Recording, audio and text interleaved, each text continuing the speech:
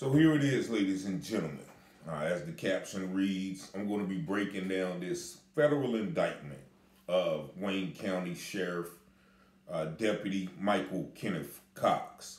As one of the greatest orators in American history once stated, the chickens are now coming home to roost. Now, last week, if I'm not mistaken, sometimes they arrested Deputy Cox. And before I even knew about it, I got a message from one of my friends. Said, "Man, you a prophet." You know, I said, "What you talking about?" He said, "Look, you ain't heard they arrested Cox." I was like, "Nah, I didn't hear." He said, "You've been talking about this for years, so I'm just going to sit back and watch." But nevertheless, I've had extensive history with police and corruption. Back in the early 90s and 2000s, like some police would stop me, take my marijuana, let me go. One occasion they took a gun and let me go. And of course I was happy, but in hindsight, I realized that they were committing crimes, because anytime that you take evidence from somebody, you have to fill out an OCA number. We're going to get into that, but all of this has been documented in my latest book, Blue Lights in My Rearview. And I'm so happy that these things are finally coming to light and people are starting to see what I've known for years. So we're going to get into this. Like I said, last week, he was arrested. So I'm going to go through this indictment real quick from justice.gov and add my personal knowledge of certain situations. The indictment starts off, defining what a sheriff and a deputy is. And it says they are to occupy positions of public trust and are obligated to serve with the utmost integrity. Now, in this indictment, we're going to see that Officer Cox showed little integrity as well as trust for the public. Now, it starts off, with some background on the sheriff office, but it also reads their mission statement. I'm going to read this mission statement. It is the mission of Wayne County Sheriff's Office to maintain a preservation of peace, uphold the constitutionality of the Sheriff's Office, prevent criminal activity, and provide judicious service to the community with utmost integrity in a positive and professional manner. So then it goes to break down the different sections of the Sheriff Department. They have drug units, the aggressive criminal enforcement team, which I think Cox started out as, and it provides the structure. They have the drug unit, the SWAT, the DWI enforcement, and as I mentioned, the aggressive team, which was created by the Sheriff's Office to focus on drug interdiction, primarily through aggressive traffic stops of suspected drug users and drug dealers, which is basically profiling. Let's be honest, it's basically profiling. So it goes on to just once again give a narrative of when these different units were constructed. But it also, shows the location of those, and it gives some background of why these Michael Cox actions were criminal, because it talks about handling evidence. Now it says anytime that you get evidence, you have to create an official case number or an OCA number, and this is required to put the evidence in the room where evidence technicians are then supposed to handle it. But what Cox was doing was taking, as you will see, taking drugs, taking money, taking guns, and not entering an OCA number, which means, the techs or the courts have no evidence that these things have been confiscated, which is also criminal. But let's get into Mr. Cox. Michael Kenneth Cox was sworn in as a special deputy in 1996, and he made a permanent deputy 1 year later in 1997. He joined the ACE team in 2002 and was promoted to the head of the team in 2007.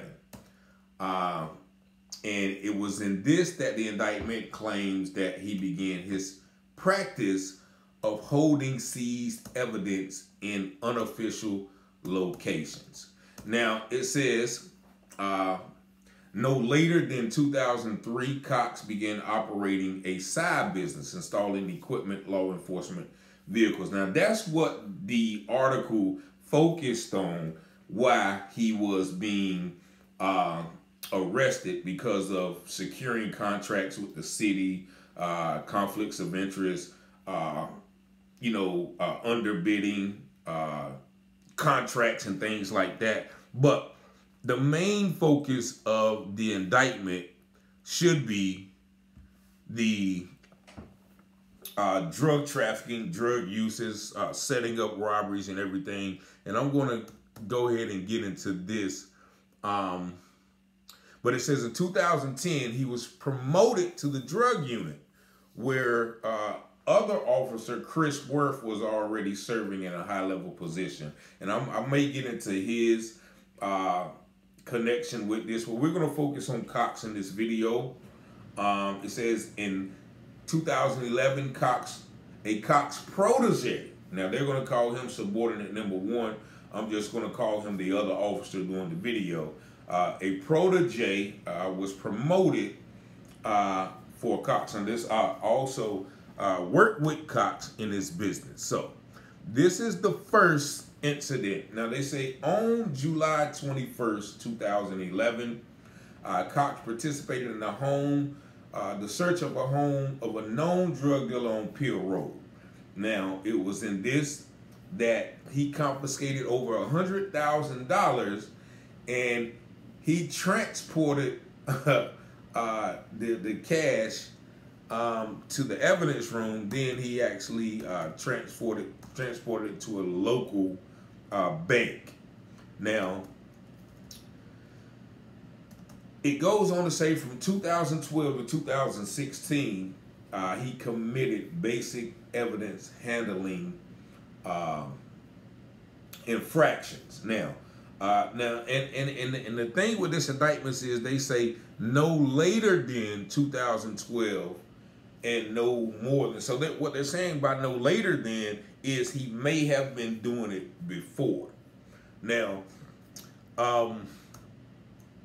it talks about controlled purchases where they use confidential informants to buy drugs. And with that drug money, once again, with that buy money that comes out of their budget, they have to document that and things and keep records on that. So it says in 2012, Worth was promoted to the lieutenant in charge of the drug unit, and Cox was his second in command. So basically, they were in charge of this drug unit, this aggressive drug unit.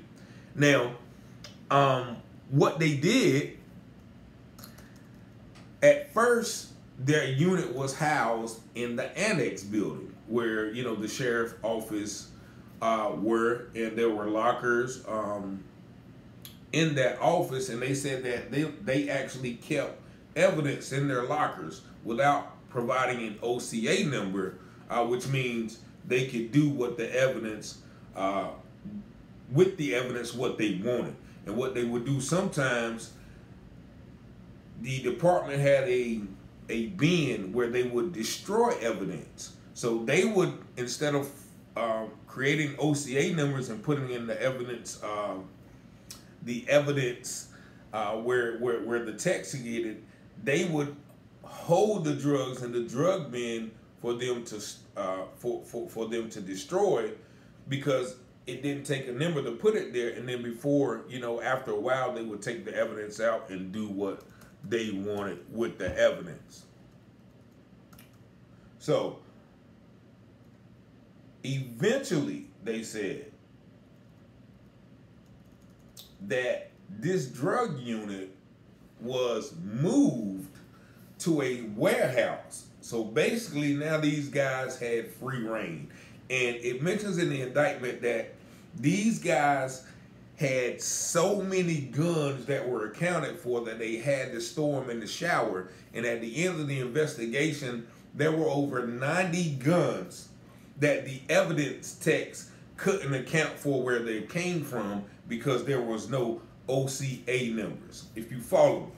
Now, it says in 2014, they said Cox began a significant relationship with a Goldsboro drug trafficker, and he tried to establish another relationship in 2015 with another drug dealer, but this drug dealer refused to cooperate. But then he said in 2015, Cox instructed his subordinate to get a dump of the individual, the drug dealer's girlfriend's cell phone, which means he got all of their records, all of their calls, all of the messages from the phone, which was once again illegal. And Wayne County Sheriff's Office in 2015 started an investigation that the underling of Cox was providing information to a meth dealer. Now, what they said was Cox called his superiors and was like, "Nah, he's not doing that." And just off this man's word, which we see or will see that this man's word is no good, that investigation was closed.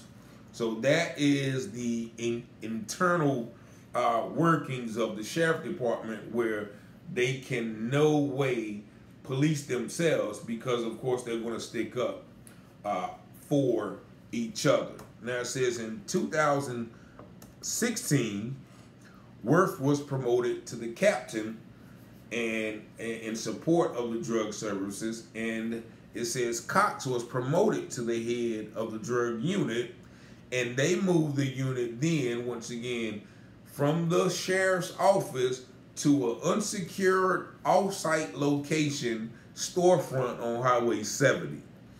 And they said there was 2 sets of gym lockers in there, and they was able to once again keep evidence there.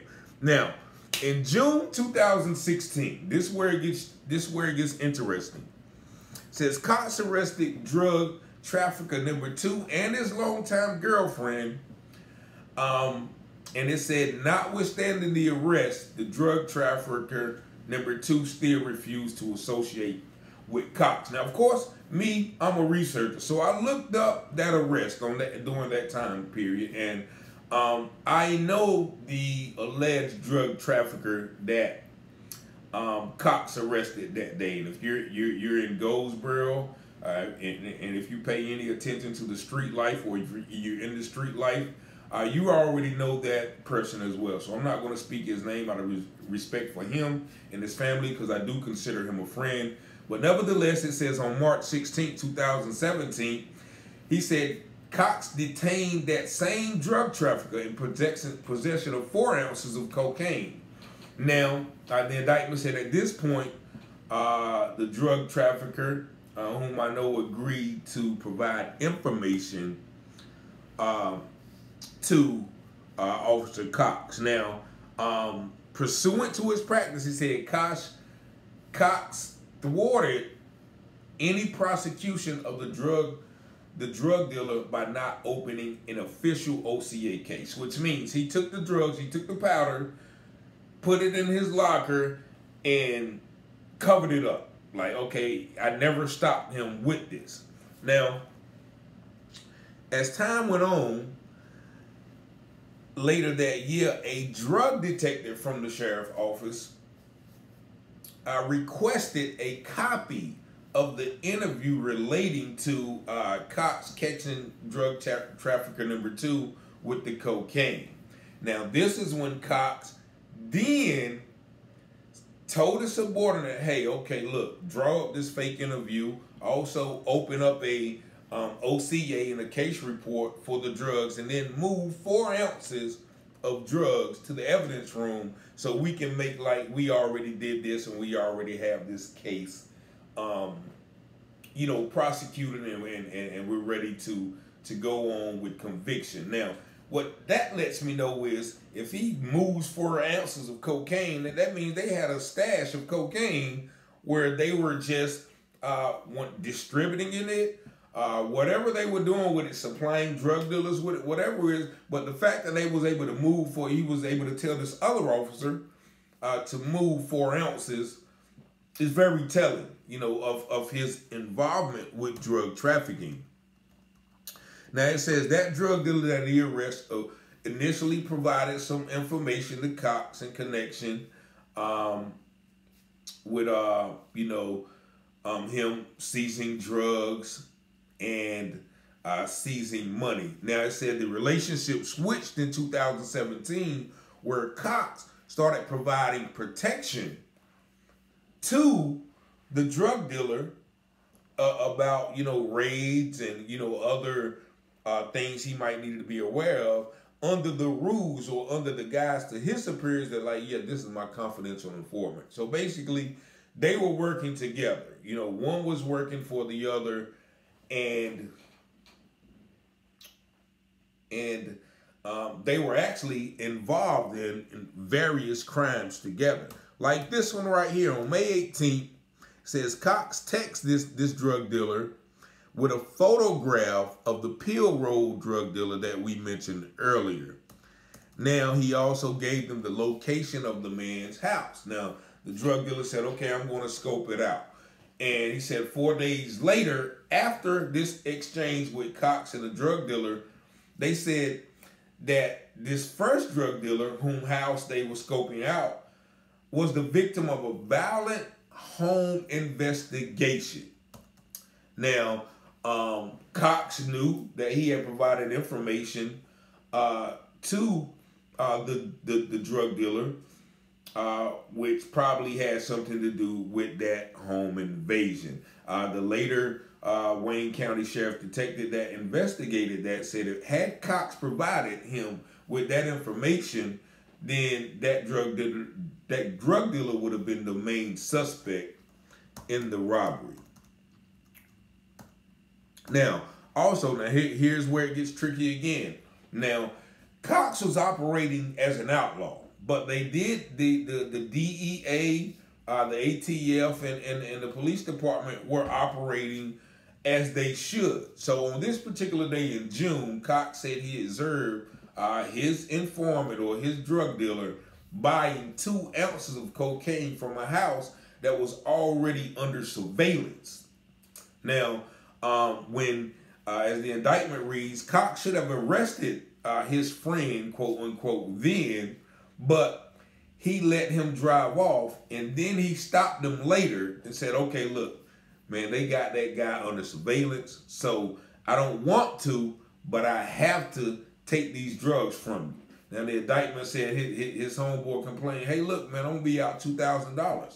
So what Cox did, he said, don't worry about that. I am going to go get some purchase money that was provided for the confidential informants to buy drugs on a controlled purchase. He said, I'm going to give you your money back, and also I'm going to make it look like a controlled purchase. So they said he did give him $2,000, but also he gave him an extra $200 for his informant fee.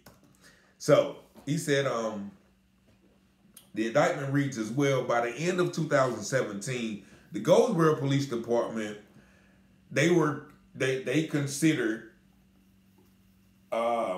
Cox's drug dealer to be one of the largest drug dealers in Goldsboro and planned to target him for an investigation.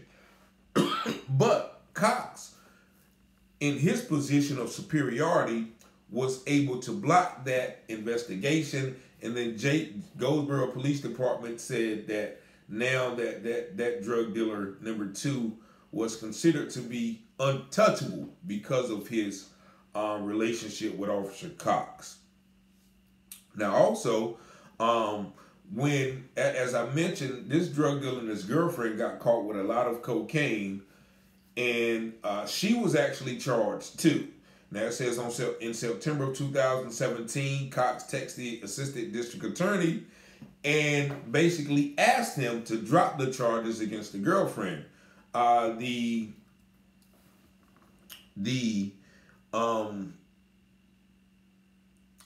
DA said no, he wouldn't, but then Cox said he'll talk to him later, and the charges once again of the girlfriend were eventually dropped in 2019, which shows the power of coercion that Cox operated in to protect his interests in these drugs and this drug trafficking endeavor. Now we're going to go to 2018.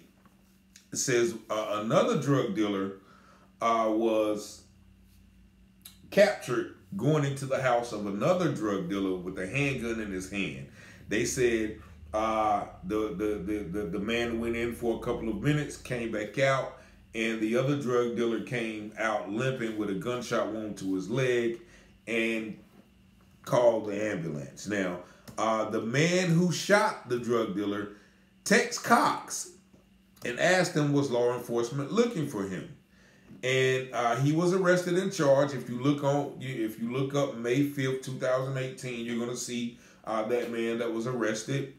And the charges were eventually dropped because the victim signed an affidavit stating that the drug trafficker, the man had not shot him, which of course probably was threatened by Cox or leaned on in that regard, offer some sort of immunity to keep dealing drugs. This is how intricate Mr. Cox's actions was. Now, it says months before his retirement on October the 31st, Cox was reassigned from the drug unit to work in training new ACE deputies. I think they realized that, you know, his actions couldn't be covered up any longer, and they were trying to remove him from his post because of, you know, his actions.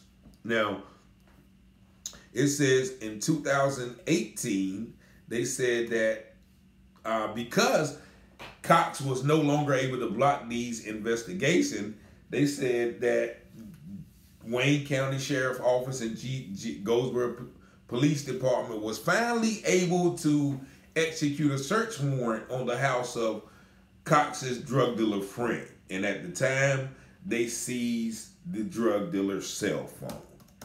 And which, as soon as he was released, the drug dealer called Cox, went to Cox's house in Walnut Creek where there was a lawyer, and they discussed how they were going to handle the case.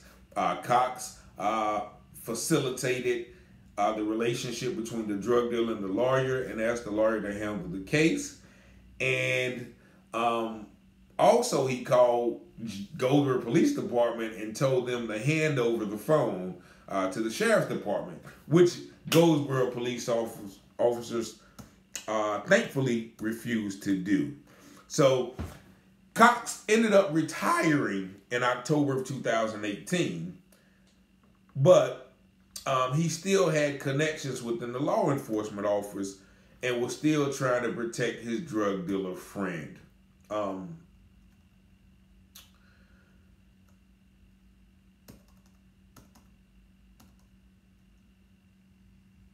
And this is where, once again, Cox's actions probably stem from. It says in February of 2019, this same drug dealer texts Cox a photograph of oxycodone pills, and he texted him and showed him a picture and said, they're there.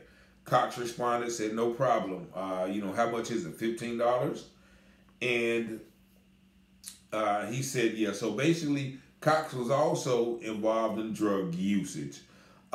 They said in 2019, this same drug dealer friend of Cox shot a cooperating informant and wounded him. And Cox, once again, intervened in that situation. Cox called the hospital. He called the detectives investigating it, and he said, hey, I heard y'all was investigating, you know, my quote-unquote friend. He didn't shoot anybody. He's been texting me and FaceTiming me all night during the Carolina basketball game. He wasn't at Slocum and Mulberry. I guess that's where the incident took place. So there, once again, he's like acting irrationally, trying to protect this guy because I guess the guy had so much on him as well.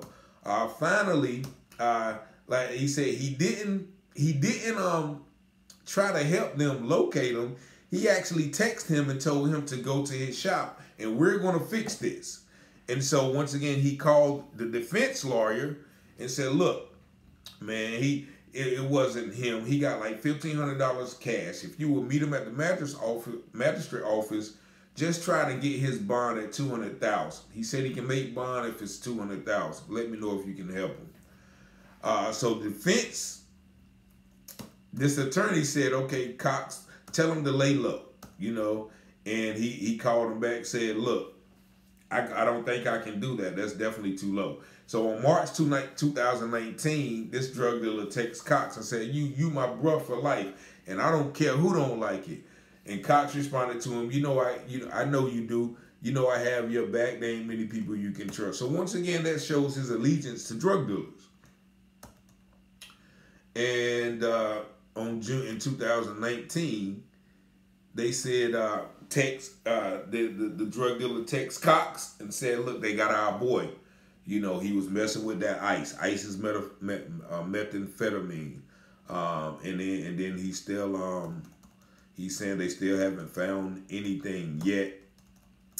And so in 2019, they tried to get the other drug dealer who was arrested, his bond reduced to $75,000, and Cox asked the drug dealer to put some money on this drug dealer's books, and he said that the drug dealer can take it out of the money that he owed Cox, which once again implies or intricates that Cox was definitely involved in drug trafficking. Now, finally, I guess it comes to a head on December 2019. Drug trafficker number 2, or the drug dealer we've been talking about, was arrested with 2 keys of cocaine.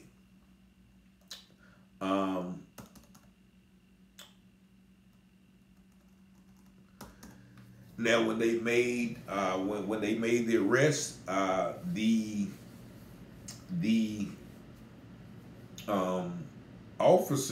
of the officers was instructed to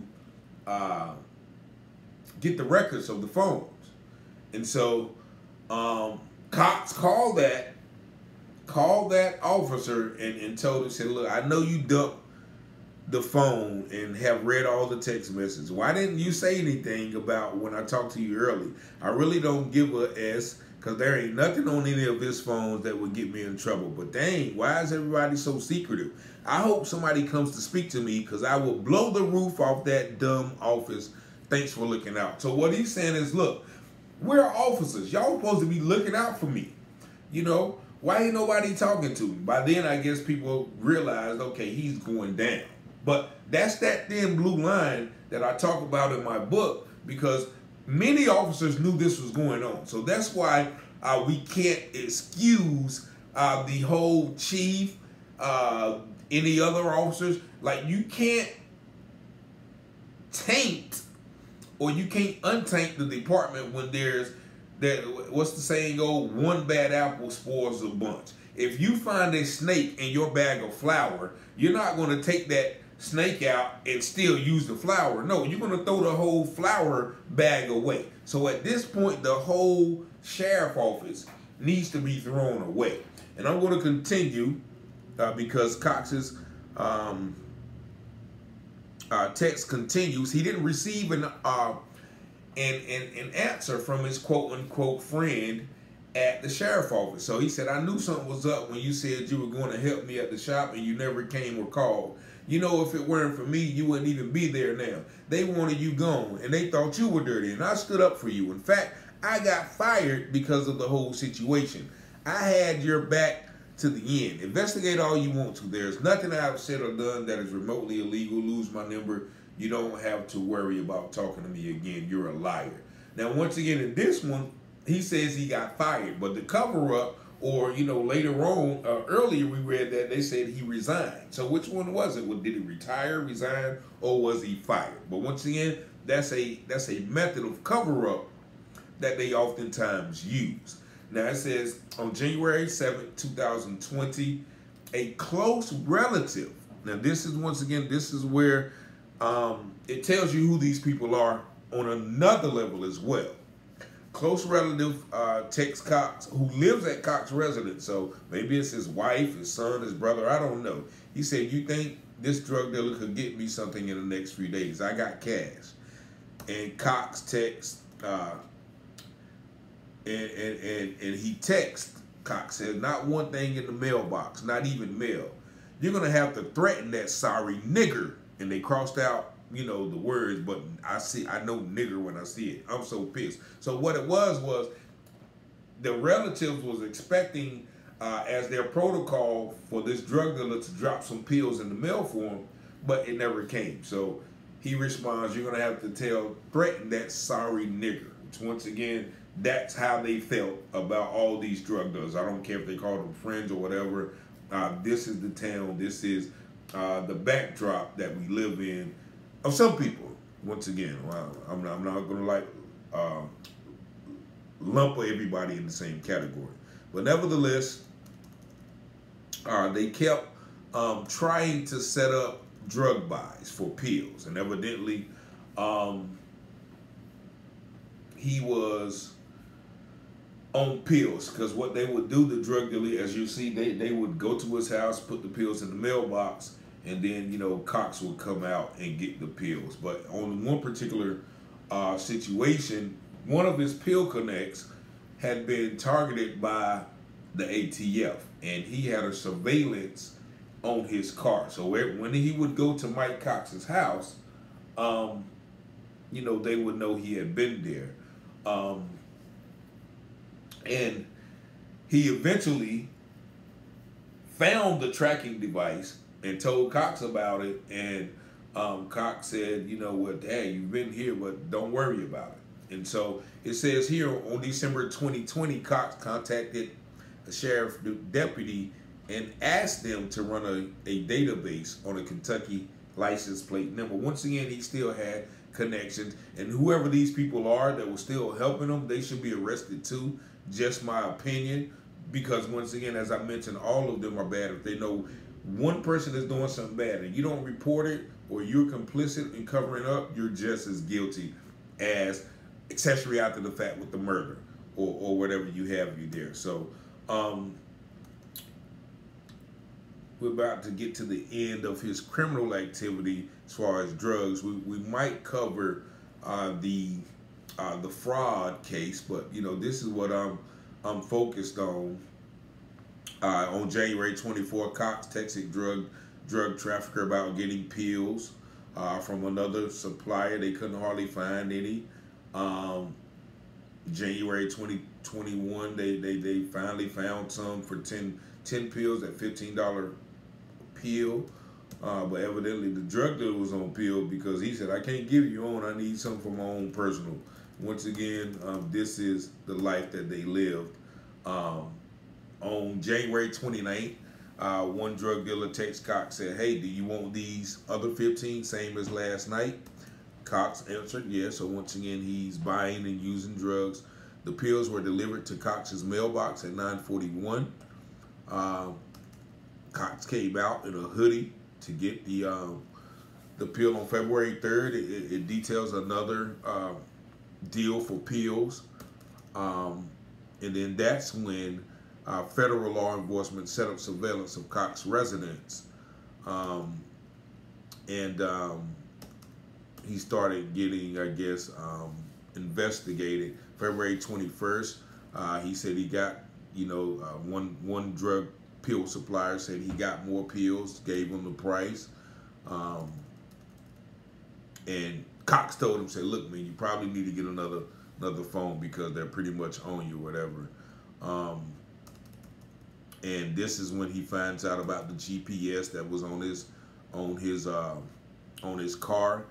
He pulled the device off, and he actually, once again, I don't know who these drug dealers are these days, but he made a Snapchat saying, okay, they're targeting me. I mean, just pure foolishness.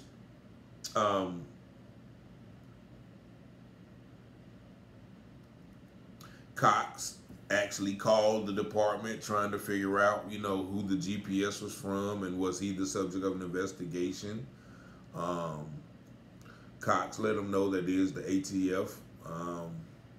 And then so he alerted the drug dealer to tell all of his other drug dealer friends that they're going to be investigated as well. Then he goes back in 2021, he goes back to talking to the first drug dealer whom he had a relationship with. He was talking to his girlfriend about pills and things like that. He was just a mess by then. The pill supply was finally arrested, and he had made a recorded call to Cox and offered to sell him painkillers. So I guess he confessed about that.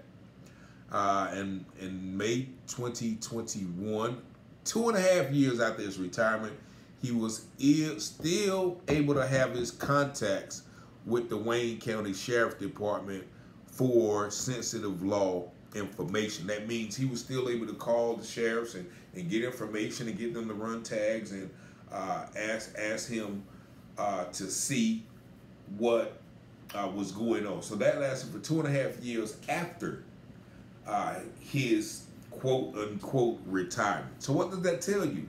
That there are many more people in that department who are corrupt or crooked.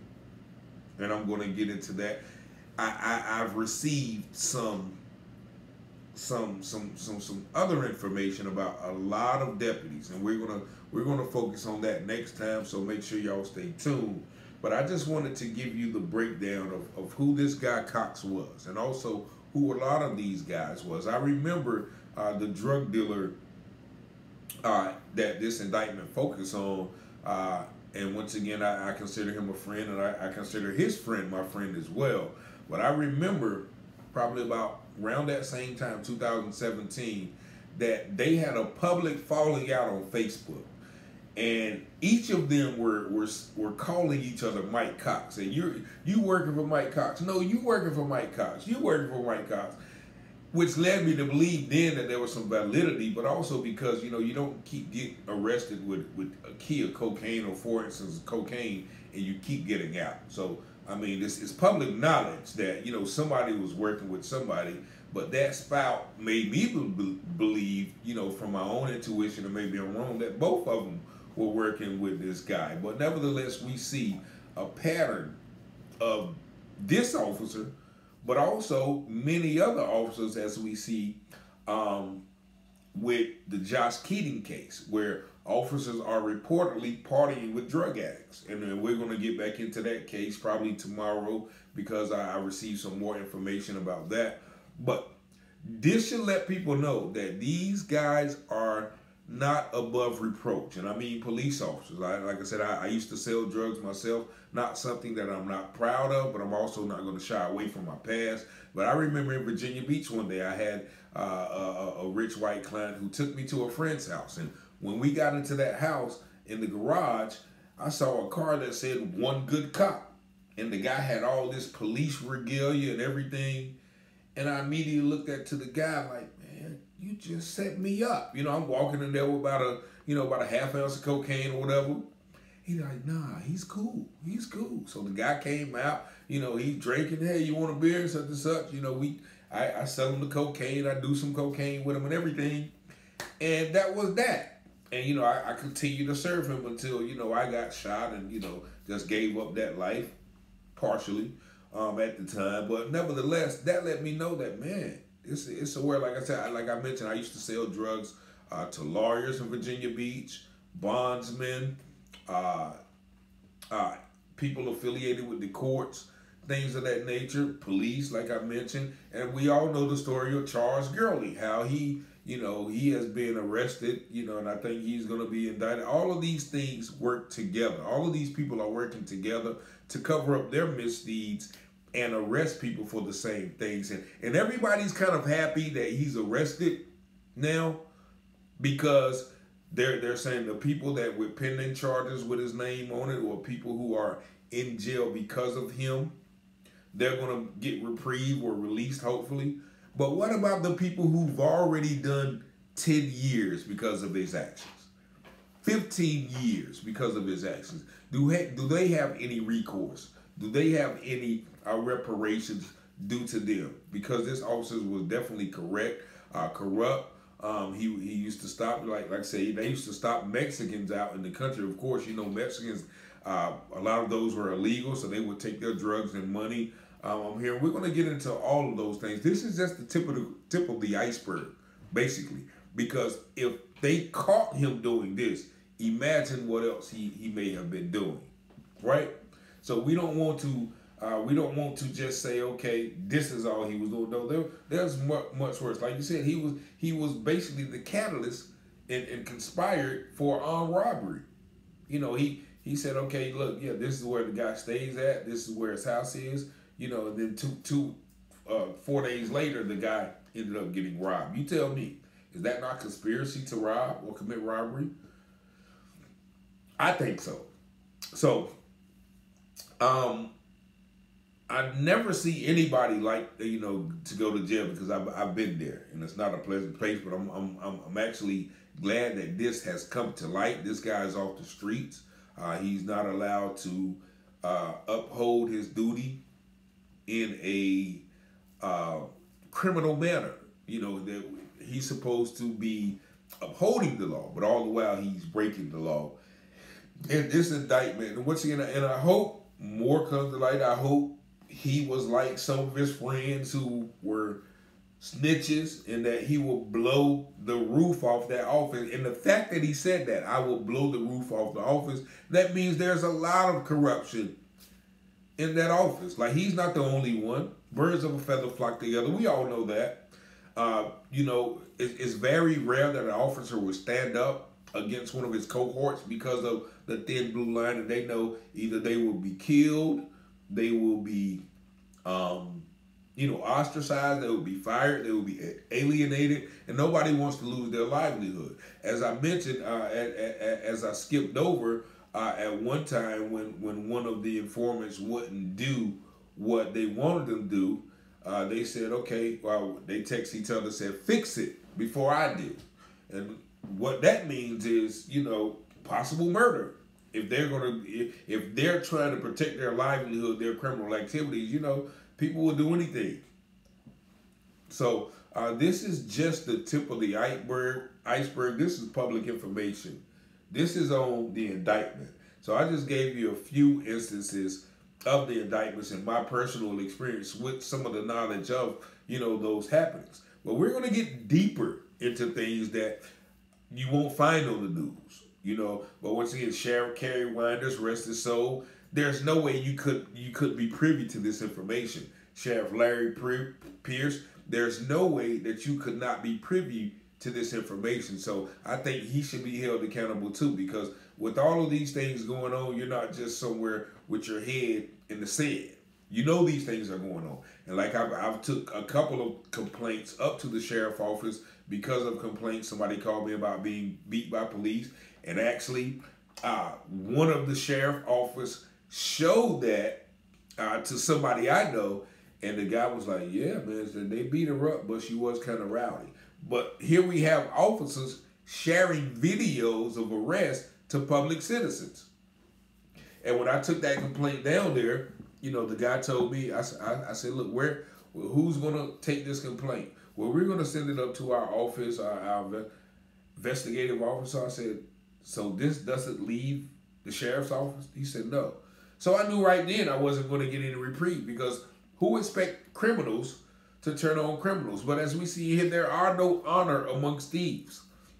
So hopefully there's no honor amongst these police thieves, these police robbers, the police drug dealers, the police drug dealers, and so much more they probably done. So we're going to keep an eye on the situation. Like I said, people have been asking me to cover this story. for a while, so I finally had the chance to do it this morning. But I hope it gives people a real insight of what we're facing here in Wayne County. People hear all the time. A shout out to my girl Natalia Monet, or Natalia. I don't even know her last name, but she exposes a lot. Y'all think she is crazy, but she knows some things. She knows something. I don't get into all the personal things that, you know, she claims people do. But with this law enforcement stuff, she's speaking facts a lot of times. She's definitely speaking facts. All these murders, all these cover-ups, like I said, and the murder, I'm gonna say murder of Josh Keating. There's possible law enforcement cover-up, negligence, or even coercion with this death. And we're going to get into that. His mother is drawing up some information for me. I'm going to release that tomorrow. But just be mindful when people tell you about these police, and when you see people in jail, not everybody is guilty. Like I said, they said the drug dealer initially refused to cooperate, but after probably some leaning on some threats or whatever, or just with the threat of his freedom, he agreed to cooperate and work with Officer Cox. So I hope and pray that Officer Cox gets everything that the law is justified in giving him. And of course, if he goes to jail, many people in there that he's put in there. So he definitely will probably have to watch himself in that manner as well. But this has been, you know, the Taylor House Publishing. My goal is bring the voice of the voiceless into the minds of the masses. I thank y'all for tuning in, for all of those who subscribe and share the videos. I really appreciate that, because it's just my mission to expose some of these things so we can move forward. You know, once again, we can't move forward. We can't get past these things if they're not exposed, if they're not addressed, and they're also not rectified and repaired for. So peace and blessings. I hope y'all have a very pleasant day, and I hope you've enjoyed this breakdown. But there's definitely much more to come. Peace.